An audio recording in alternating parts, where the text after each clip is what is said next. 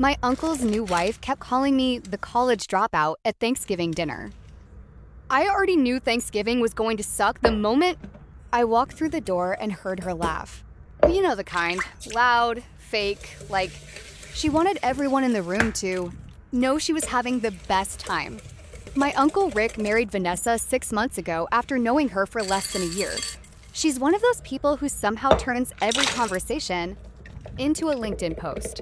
Everything is about mindset, success, and surrounding yourself with winners. I'm 24. I dropped out of college 2 years ago. Not because I was lazy. My dad got sick. My mom needed help paying bills. And I ended up working full-time to keep us afloat. I never really explained that to the extended family because, honestly, it wasn't their business. Apparently, Vanessa had her own version. The second I sat down, she smiled at me and went, "So you're the college dropout. Rick's told me so much about you." The entire table went quiet. I laughed awkwardly because I thought maybe she didn't realize how rude that sounded. Then she goes, "I just think it's so brave when people reject traditional education." Brave. Like I'd chosen to become unemployed and depressed as some kind of political statement. My cousin nearly choked on his drink. My uncle just stared at his plate. I said, "Yeah, life happened." And that should have been the end of it. It was not the end of it.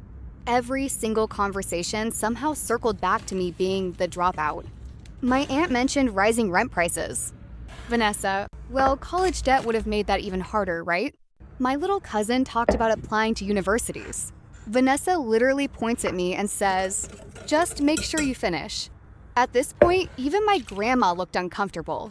I kept trying to ignore her because my mom loves Thanksgiving and I didn't want to ruin it. But Vanessa would not let it go. Then came dessert. This woman takes a sip of wine, looks directly at me, and goes, "You know, statistically, college dropouts struggle with long-term financial stability." I finally snapped. I asked her what she did for work. She smiled proudly and said she was a business consultant. I asked what company. She hesitated, then said she was between projects. My cousin suddenly started coughing into his napkin to hide a laugh. So I pulled out my phone.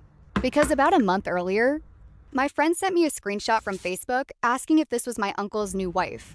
Turns out Vanessa used to run one of those fake entrepreneur coaching pages where she rented Lamborghinis and posted quotes about escaping the matrix. And buried in her old posts was something even funnier, a GoFundMe for her student loans, $38,000 worth. I looked her dead in the eyes and said, "Didn't you crowdfund your degree and still not pay it off?" Silence. Absolute silence. Her face went white. My uncle actually whispered, "Oh my God."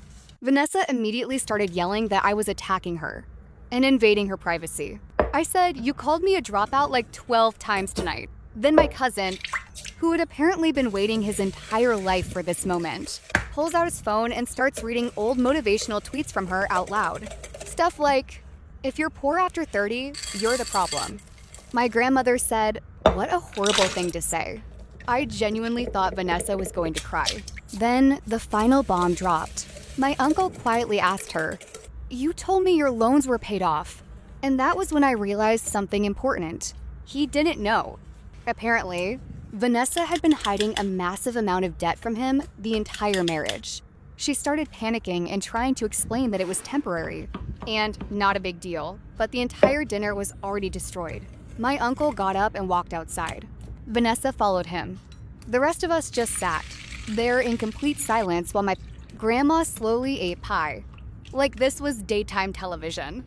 Eventually, my mom looked at me and said, "You probably shouldn't have said that."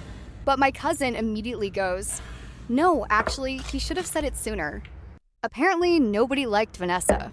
Nobody. They were all just tolerating her because my uncle seemed happy. The weirdest part? About an hour later, my uncle came back inside alone and asked if he could stay at my parents' place for the night. Vanessa drove home by herself. That was 6 months ago. They're separated now. And last week, my uncle called me laughing because Vanessa apparently posted a TikTok about escaping toxic family environments. He told me Thanksgiving dinner was the first time he realized she treated people like props instead of human beings. Honestly, I went into that night feeling embarrassed about dropping out. Now I'm back in school part-time, working remotely, and doing better mentally than I have in years. Meanwhile, the woman who called me the college dropout is apparently selling a $299 online course about financial freedom.